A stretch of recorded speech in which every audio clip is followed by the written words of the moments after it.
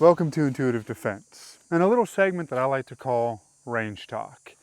As you may already know, lots of governments, including the United States, aren't big fans of allowing their citizens the rights and freedoms of gun ownership. Thankfully, here in the United States, our right and freedom to own a gun, along with other types of weapons and self-defense related items, body armor and things like that, is protected by the Second Amendment, which is why I'm currently on the range training.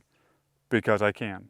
Although our Second Amendment is currently under attack by corrupt politicians and self-serving groups, it still stands as a means of protection from government overreach. Unfortunately, there are many countries that do not have a Second Amendment or other legal documentation protecting their right and freedom to gun ownership. As a matter of fact, some governments don't allow gun ownership, and most make it very difficult and expensive for a citizen to own one, which then becomes a class-based privilege for the wealthy. Why did I say privilege instead of right? Because a privilege can be given or revoked at any point, which is what most governments do.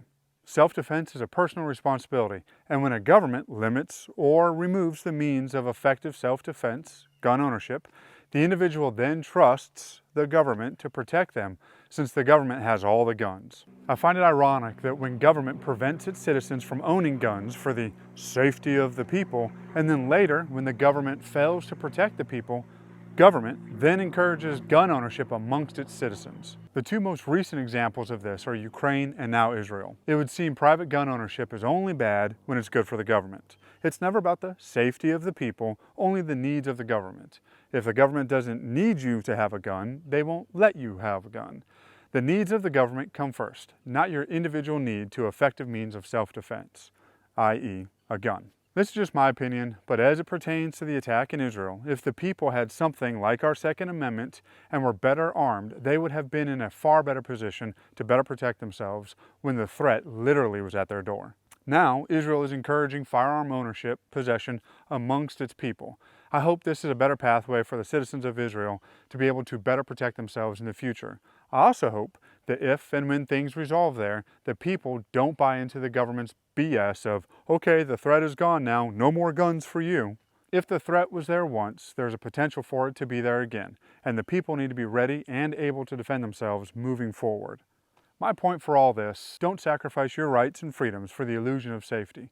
Self-defense is a personal responsibility. The government can't 100% guarantee your safety 100% of the time. If evil comes to your doorstep, you need to be ready to stop it, not retreat inside and hope the government will come save you at some point.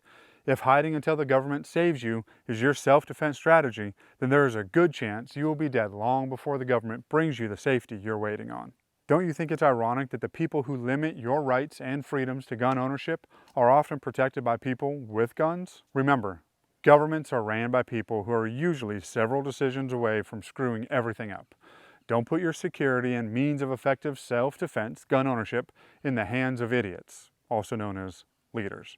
Lastly, if you think what happened in Israel can never happen where you live, just remember, history is filled with frightful moments that people never thought would happen. My advice? Train for the fight and hope the fight never comes. But know that if the fight does come, you are better prepared for it. I have yet to meet someone who survived a self-defense situation who thought they would have been better off with no training or preparations at all. Well, that's it for my range talk today. I'm going to get back to training. I'll see you guys in the next video.